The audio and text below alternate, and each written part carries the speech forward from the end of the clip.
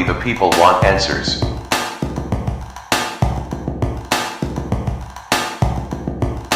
We the people are sick of this shit. My videos don't necessarily promote one religion. My views and opinions aren't meant to change the minds, opinions, or beliefs of others. Watch with an open mind.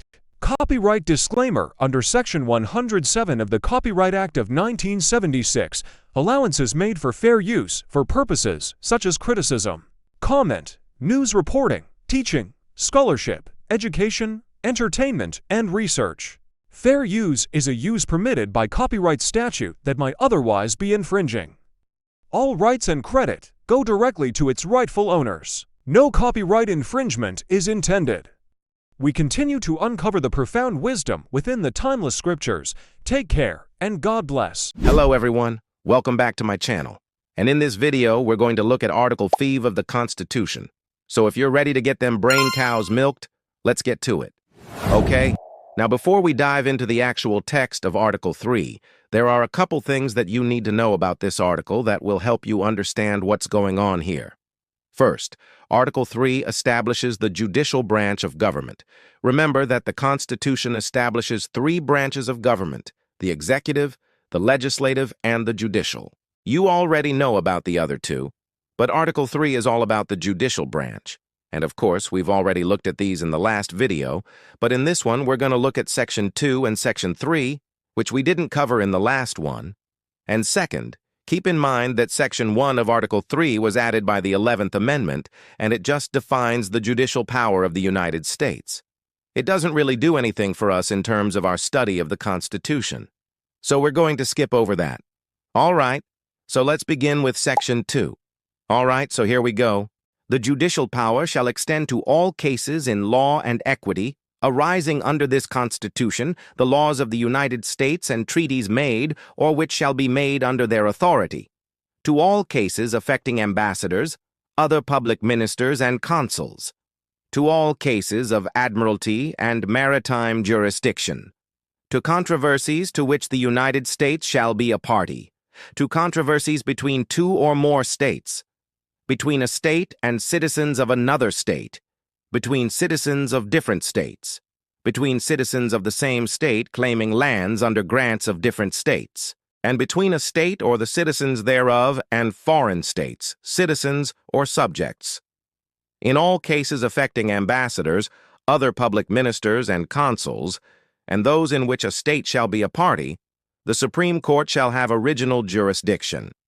In all the other cases mentioned before, the Supreme Court shall have appellate jurisdiction, both as to law and fact, with such exceptions and under such regulations as the Congress shall make. Now, the most important thing that you need to know about this section is how it deals with the Supreme Court's jurisdiction. So in order to understand what that means, let me start out by defining two terms. Original jurisdiction refers to the court's power to hear a case for the first time, whereas appellate jurisdiction refers to the court's power to review a case that has already been decided by a lower court. Now, once we have those definitions, let's look at what this section says. The first part of the section lists all of the types of cases that the judicial branch has jurisdiction over. So these are the types of cases that can be brought before the court system established by the United States. And then the section tells us that the Supreme Court has original jurisdiction to hear cases involving ambassadors and public ministers and consuls, and cases in which a state is a party. Every other case must first be heard by a lower court, and then the decision of that lower court can be appealed to the Supreme Court, which only has appellate jurisdiction in these cases. So basically what we have here is a pyramid with the Supreme Court at the top. All cases start at the bottom of the pyramid and work their way up. All right, so that's all you really need to know about Section 2. So let's move on to Section 3, which is pretty dang important. Treason against the United States shall consist only in levying war against them or in adhering to their enemies, giving them aid and comfort. No person shall be convicted of treason unless on the testimony of two witnesses to the same overt act or on confession in open court. The Congress shall have power to declare the punishment of treason, but no attainder of treason shall work corruption of blood or forfeiture except during the life of the person attainted. Okay, so in order to understand what's going on here, we need to define a few words. Treason is defined as the crime of betraying one's country, especially by attempting to overthrow its government or to aid its enemies. An attainder is a legislative declaration that a named person is guilty of a crime, and an attainder of treason is a judgment that someone is guilty of treason. Okay, so with those definitions in mind, let's look at the section. First, it defines treason, and it tells us that the only way that a person can be convicted of treason is if they are caught committing the act by two witnesses or if they confess to doing it in court. Second, it says that the punishment for treason can only be determined by Congress. Third, it says that the conviction of a person for treason does not result in the corruption of blood or forfeiture, which means that even after you're convicted of treason, your children are still your children and they don't lose any property because of your actions. This last part is a direct reference to the English practice of forfeiture, which was the practice of confiscating the property of people convicted of treason. So this clause ensured that the children of the traitor would not be punished for the crime of their father. And that's all we need to know about Article 3. But before we move on to Article 4, if you're enjoying this series and you want me to continue making these videos, then do me a favor and hit that subscribe button. It will really help me out. All right, so now let's look at Article 4. Full faith and credit shall be given in each state to the public acts, records, and judicial proceedings of every other state, and the Congress may, by general laws, prescribe the manner in which such acts, records, and proceedings shall be proved and the effect thereof. So let's unpack that a little bit. First, full faith and credit means that each state must honor the laws, records, and judicial proceedings of other states. This applies to things like marriage licenses, for example. If a couple gets married in one state and then moves to another state, that second state is legally obligated to recognize their marriage.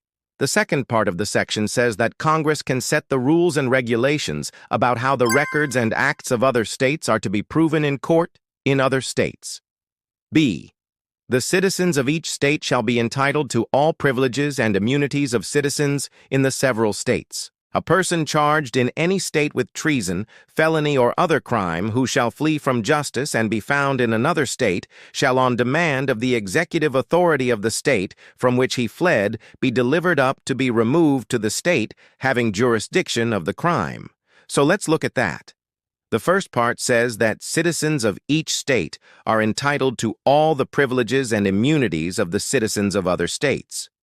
This means that if you're a citizen of California, you have all the same rights in New York that New York citizens have. And the second part deals with fugitives from justice. What this says is that if someone commits a crime in one state and then flees to another state, the governor of that second state is required by the Constitution to return that person to the first state so that they can be tried for their crime. C.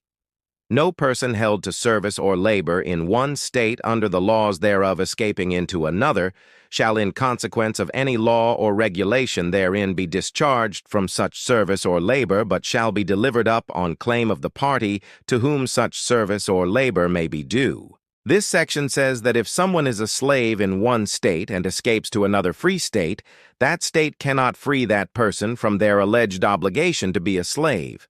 Instead, the escaped person must be returned to their owner in the state from which they came. D. New states may be admitted by the Congress into this union, but no new state shall be formed or erected within the jurisdiction of any other state, nor any state be formed by the junction of two or more states or parts of states, without the consent of the legislatures of the states concerned as well as of the Congress. The Congress shall have power to dispose of and make all needful rules and regulations respecting the territory or other property belonging to the United States, and nothing in this Constitution shall be so construed as to prejudice any claims of the United States or of any particular state. So let's take a look at this. The first sentence says that Congress has the power to admit new states into the Union. The second sentence says that no state can form another state. In other words, one state can't just annex another chunk of land and say, hey, we're our own state now. Congress has to approve the formation of a new state. The third sentence says that no new state can be formed by joining two existing states or parts of existing states without the consent of the states involved and Congress. And the final sentence gives Congress the power to manage any territory or other property owned by the United States and says that nothing in the Constitution should be used to harm any claims the United States or any individual state might have on any particular piece of land. E. The United States shall guarantee to every state in this union a republican form of government and shall protect each of them against invasion and on application of the legislature or of the executive when the legislature cannot be convened against domestic violence. So let's take a look at this.